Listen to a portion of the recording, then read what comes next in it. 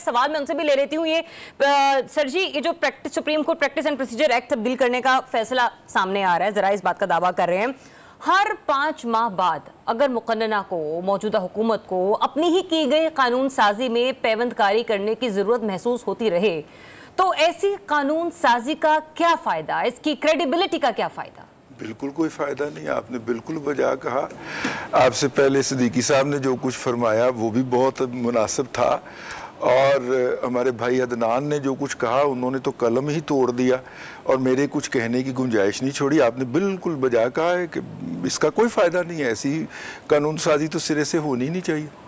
सही है, तो आपके नजदीक ऐसी कानून साजी नहीं होनी चाहिए। मतलब मैं तो आपसे एग्री कर रहा हूँ, आपसे भी, अदनान भाई से भी और सिद्दीकी साहब से। नहीं रजी भाई, मैं चाहता हूँ, आप हमारे सीनियर दोस्त हैं, ये शहबाज शरीफ साहब पहले प्रैक्टिस एंड प्रोसीजर बिल लाते हैं, एक्ट लाते हैं, फिर उसमें तरमीम कर देते हैं। बिल्कुल भाई पहले क्यों लाए थे जब तरमीम करनी थी, ये क्यों कर रहे हैं, ये पूछना चाहती है जरिया आपसे। जी जी, मैंने यही कहा कि मैं भी आपके ये सवाल करने के अंदर शरीक हूँ और मैं भी यही सवाल पूछना चाह रहा हूँ कि अगर इसमें तरमीम ही करना सी ना निकलो ना, तो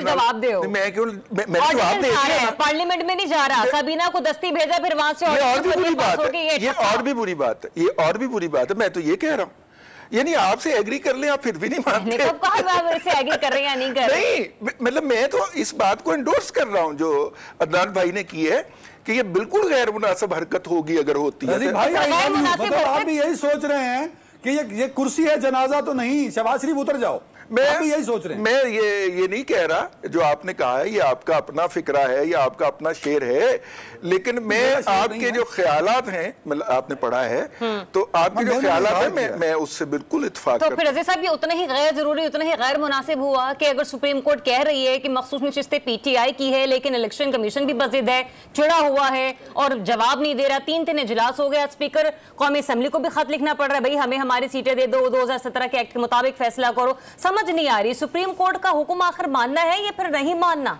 बिल्कुल, इलेक्शन कमीशन अगर कानून के तहत उनको वो हुक्म हुआ है तो उन्हें मानना चाहिए, लेकिन ज़ाहिर है सुप्रीम कोर्ट को क्या हुक्म मानना है वो ख़त लिख के पूछ रहा है सुप्रीम कोर्ट से, और क्या ख़त लिखना है उसके ऊपर उन्होंने 3+2 यानी 3 इमरान खान साहब के तकर्रर किए हुए इलेक्शन कमीशन के मेंबरान और 2 दूसरी पार्टियों के तकर्रर किए हुए इलेक्शन मेंबरान की इजलास बुला के उसके अंदर फैसला भी किया है। पता नहीं फैसला हो पाया है कि नहीं हो पाया। आज भी फैसला नहीं हो पाया। वो अपने कानूनी मुशीरों को लेके बैठे हुए हैं और उधर मुस्लिम लीग नून के लोग भी पहुंच गए हैं। तो इतने टाइम तक अदलिया में 13 जजेस के साथ सारा मामला चलता रहा, जहां पर इलेक्शन कमीशन के अरकान भी पेश हुए, जहां पर खुद हुकूमत के जो प्रोसिक्यूटर जनरल थे वो भी पेश हुए और फिर दीगर जो जमातें थी जो कि फरीक थी उसके अंदर, उन्होंने भी अपने दलाइल दिए। उसके बाद एक फैसला सामने आता है, वो भी सुप्रीम कोर्ट का मौज़िज़ अदलिया का फैसला, जिसके हवाले से बार बार तारड़ साहब भी कह रहे हैं, आज़म नज़ीर तारड़ साहब भी कह रहे हैं कि हम सुप्रीम कोर्ट की सुप्रीमेसी को मजीद मजबूत करना चाहते हैं। तो फिर सुप्रीम कोर्ट के 12 जुलाई के फैसले को क्यों एक्सेप्ट नहीं कर पा रहे?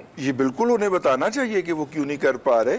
अगर वो, मेरा मतलब तस्लीम करना चाहते हैं तो तस्लीम करना चाहिए, अगर उन्होंने वाकई तस्लीम करना है तो उन्हें तस्लीम करना चाहिए। रजी साहब, पेट्रोल ला के तुसी स्टूडियो आए हो, कोई गल ते दसो, अगर सारियां गल्लां जरिया आप ठीक कह रही है ते अदनान भी ठीक है, अदनान भी ठीक कह रहे हैं ते सिद्दीकी साहब भी ठीक कह रहे हैं यार। कुछ ऐसे मामलात हैं अदनान, फिर मुझे ऐसा लगता है कि शायद कुछ ऐसे मामलात हैं कि जहां पर पाकिस्तान टेलीविजन में पक्के हो चुके हैं तो पब्लिक न्यूज में भी पक्का करो, एक कच्चे कोठे ना डाओ साडे जरिया। ये मुझे लगता है जी सिद्दीकी साहब, हाँ जी, आप कलीमुल्लाह से समीउल्लाह, समीउल्लाह से कलीमुल्लाह के सिद्दीकी साहब की सुने, वो लंदन से बैठे हुए हैं बेचारे, इतनी दूर से सूख गए, आपने उनको बुलाया ही नहीं। फरमाइए सिद्दीकी साहब। जी जी, देखिए जरिया, मतलब हम यही कहते हैं ना कि कंसेंसस पैदा होना चाहिए, मतलब रिजवान, रजी साहब अगर तीनों से मुत्तफिक हैं तो एक ये बड़ी की बात है, ये एक मिसाल होती है। मेरी खुशी की इंतहा उस दिन होगी, मेरी खुशी की इंतहा उस दिन होगी कि रिजवान रजी साहब यही मुत्तफिका बात PTV के स्क्रीन पर बैठ के करेंगे कि हाँ हुकूमत जो कर रही है उसे ऐसे नहीं करना चाहिए। बस मैं उन्ना की मुतफिका करांगा जिन्ना कि मेरी कुड़ी करके आई है, जितना कि मुतफिका करके आई मैं भी उन्ना को मुतफिका कर दांगा। जरिया, I think we should not discuss, मतलब हम भी बहुत काम और करते हैं, तो रजी साहब का अपना काम है, वो we should focus with this show as well, I think so. अच्छा, बात हो रही थी जो आपने सवाल उठाया था, मेरा बड़ा प्यारा हीरो आज आपने भाई बिठाया हुआ है। हाँ। इसने आके जी सियासी महक आ रही थी सिद्दीकी साहब की गुफ्तगू से कि आप तो तकिया ने गिला करता नवाज शरीफ के बारे में सोच सोच के और रो रो के। बहरहाल बात यह है कि जो भी मामलात हो रहे हैं, आपको पता है मामलात कहाँ से चल रहे हैं, ये वही कमीशन है। जब अता उमर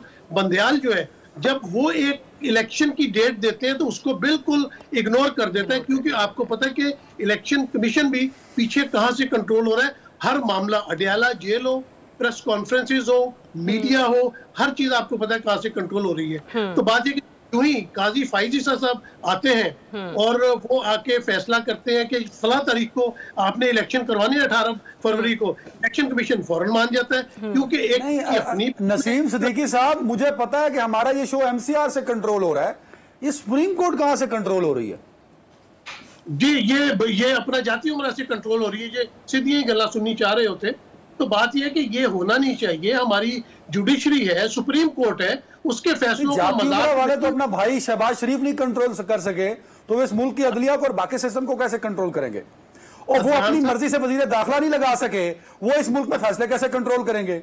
वो अपनी मर्जी से प्रोविंशियल सेक्रेटरी को तब्दील नहीं कर सकते, वो इस मुल्क के सिस्टम को कैसे कंट्रोल करेंगे? आप कहते हैं कि जाती उम्रा इतना बड़ा हो गया है, वो एक चपड़ासी का तबादला कराने की औकात नहीं है इनकी। आप कहते हैं कि ये मुल्क में चलने वाले सारे निजाम और फैसलों को कंट्रोल करते हैं। वो तुसी मतलब सिद्दीकी साहब, आप लंदन बैठे हैं, आप हैं पाकिस्तानी यार, आप क्या, आपकी तो प्रिंस चार्ल्स वाली सोच होती जा रही है। नुसरत जावेद साहब, ये अपना नुसरत जावेद का शो नहीं है। आप जिस तरह एक्ट कर रहे हैं, ये एक जरियाब शो कर रही है, उनको कंडक्ट करने दे, मेरा जवाब पूरा होने दे। मैं इतनी दूर बैठा हूं, अगर आप आपने पता जाती उम्रा को इतना ताकतवर कर दिया, मैंने सिर्फ आपको कुछ हकाइक बताए हैं। आप इस लंदन में हैं तो आपको पाकिस्तान के हकाइक बता रहा हूं भाई। इसका मतलब ये हुआ दिनान कि अगर इतना कंट्रोल जाती उम्रा का नहीं रहा इन तमाम तर चीजों पर, तो फिर मुजव्विज़ा आईनी तरमीम भी, वो जो ड्राफ्ट लेकर बकौल उनके कि वो ड्राफ्ट लेकर आए, कुछ लोग कह रहे हैं हमें ड्राफ्ट नहीं मिला, तो फिर वो भी जाती उम्रा के हाथ में नहीं है। देखिए ना अदनान, पहले अपनी बारी पूरी ले, फिर अद्धी बारी मेरी भी खा जाए, मेरी भी सुन लो, थोड़ा बहुत तजिया मैनू भी आता है। मेरी बारी सिद्दीकी साहब ਨੂੰ ਦੇ ਦਿੱਤੀ ਜਾਏ, ਮੇਰੀ ਵਾਰੀ सिद्दीकी साहब ਨੂੰ ਦੇ ਦਿੱਤੀ ਜਾਏ। जी सिद्दीकी साहब, सिद्दीकी साहब, जिलो सिद्दीकी साहब।